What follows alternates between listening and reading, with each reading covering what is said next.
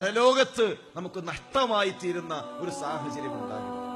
എന്തെങ്കിലും വന്നു പോയിട്ടുണ്ട് എങ്കിൽ സഹോദരന്മാരെ, അത് തിരുത്താൻ നമുക്ക് സാധിക്കണം.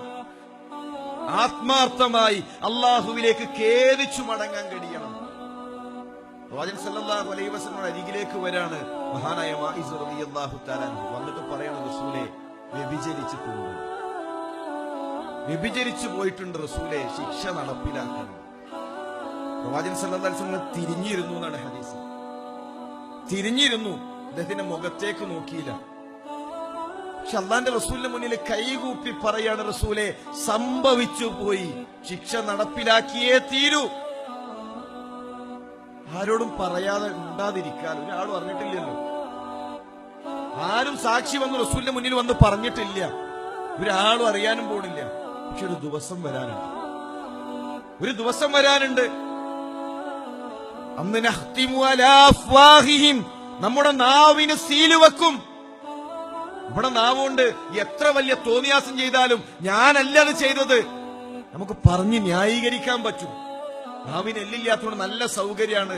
എന്ത് തോന്നിവാസം ചെയ്താലും നമ്മൾ ന്യായീകരിച്ച് സമർത്ഥമായി രക്ഷപ്പെടും. പക്ഷെ അല്ലാഹു തആല നാവിന് സീല് വെക്കും. കൈകൾ സംസാരിക്കും, പടച്ചോനെ ഇന്ന ദിവസം ഇന്ന സമയം അവൻ ചെയ്തിട്ടുണ്ട്. കൈകൾ സംസാരിക്കും.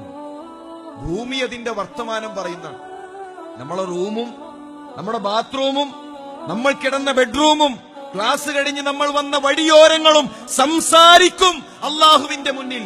പടച്ച റബ്ബേ, ഞാനതിന് സാക്ഷിയാണ്. മുഴുവൻ മനുഷ്യരുടെയും മുന്നിൽ നമ്മുടെ കർമ്മങ്ങൾ പ്രദർശിപ്പിക്കപ്പെടും. അതുകൊണ്ട് അള്ളാന്റെ റസൂലിന്റെ മുന്നിൽ വന്നിട്ട് പറയണം, റസൂലെ ശിക്ഷ നടപ്പിലാക്കിയേ തീരൂ. റസൂൽ സ്വഹാബാക്കളോട് ചോദിക്കാണ്, മായിസ് കള്ളു കുടിച്ചിട്ടുണ്ടോ? കള്ളു കുടിച്ചിട്ട് സംസാരിക്കാണോ? സ്വഹാബാക്കൾ പറഞ്ഞു, അല്ല റസൂലെ, പൂർണ്ണ ബോധ്യത്തോടു കൂടിയിട്ടാണ് അദ്ദേഹത്തിന്റെ സംസാരം. മായിസ നീ ചുംബിച്ചിട്ടേ ഉള്ളൂ, തിരിച്ചുപോ. പക്ഷെ പ്രവാചകന്റെ മുന്നിൽ ഒരു ചെറിയ കുഞ്ഞിനെ പോലെ കരഞ്ഞുകൊണ്ട് പറയുന്നു, റസൂലെ ശിക്ഷ നടപ്പിലാക്കണം. ശിക്ഷ നടപ്പിലാക്കി. ആരാ പെണ്ണ്? പ്രവാചകൻ സല്ലല്ലാഹു അലൈഹി വസല്ലം ചോദിച്ചിട്ടില്ല. വിചരിച്ചൊരാണുണ്ടെങ്കിൽ ഒരു പെണ്ണുണ്ടാകല്ലോ, ആരാണവൾ? റസൂൽ ചോദിച്ചിട്ടില്ല. റസൂലിനെ അറിയാം, അള്ളാഹുവിന്റെ റസൂലിന്റെ സ്വഹാബാക്കളെ. കുറച്ച് കഴിഞ്ഞ് പ്രവാചകൻ സല്ലല്ലാഹു അലൈഹി വസല്ലം അരികിലേക്ക് വരുന്നുണ്ട്. റസൂലെ ഞാനാണ് ആ പെണ്ണ്.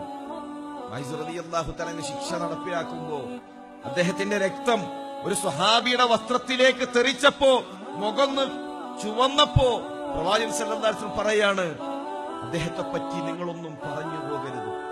അറിയാതൊരു പദപ്രയോഗം വന്നുപോയി. എന്റെ മായിസിനെ പറ്റി പറയല്ല നിങ്ങൾ.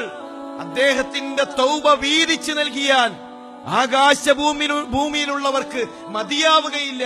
അത്രയും ഉന്നതമായ തൗബയാണ് എന്റെ മായിസിന്റെ തൗബ. ആ സ്വഹാബ വനിത വന്നു. പ്രവാചകൻ സല്ലല്ലാഹു അലൈഹി വസല്ലം തങ്ങൾ തിരിച്ചയച്ചു. പ്രസവം കഴിഞ്ഞിട്ടുള്ള പോകുമ്പോ രണ്ടാൾക്കാർ കാവല് നിൽക്കണം. ഓള് വ്യഭിചരിച്ച പെണ്ണാണ്, ചിലപ്പോ നാടുവിടാൻ സാധ്യതയുണ്ട്, ഒന്നുമില്ല, പറഞ്ഞയച്ചു. പ്രസവം കഴിഞ്ഞ് ചോര പൈതലുമായി അള്ളാഹുവിന്റെ റസൂലിന്റെ മുന്നിലെത്തി, റസൂലെ പറഞ്ഞ സമയം കഴിഞ്ഞിട്ടുണ്ട്, ശിക്ഷ നടപ്പിലാക്കണം. റസൂല് വീണ്ടും തിരിച്ചയക്കാണ്. കുഞ്ഞ് സ്വന്തമായി ഭക്ഷണം കഴിക്കാൻ തുടങ്ങുമ്പോ വാ. വീണ്ടും തിരിച്ചു ചെന്ന് പിന്നെ വരുമ്പോ ആ കുട്ടിയുടെ കയ്യിൽ ഒരു റൊട്ടിക്കഷ്ണുണ്ട്. ഇനി എന്റെ റസൂൽ എന്നെ തിരിച്ചയക്കരുത്, പറഞ്ഞ സമയം കഴിഞ്ഞിട്ടുണ്ട്, ശിക്ഷ നടപ്പിലാക്കണം. നമ്മൾ ആലോചിക്കേണ്ട ഒരു വിഷയമുണ്ട്.